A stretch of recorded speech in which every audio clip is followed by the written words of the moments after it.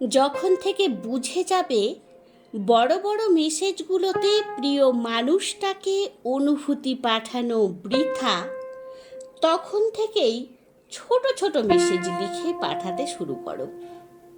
কিছুদিন পর থেকেই কিছু একটা পরিবর্তন দেখতে পাবে। পরিবর্তন হবেই। যতটা দূরে ছিলে মনে হবে আরও দূরে সরে গেছো। সে ভেবে নিক, মনে করুন যে কিছুটা মুক্তি পেল। এভাবেই কেটে যাক কিছুদিন। পরিবর্তন যেখান থেকে শুরু হয়েছিল সেখানে পরিবর্তনটা এবার মনে চলে গেছে। হয়তো সব ঠিক হবে, নয়তো অধ্যায় শেষ। ধরে রেখে লাভ কি?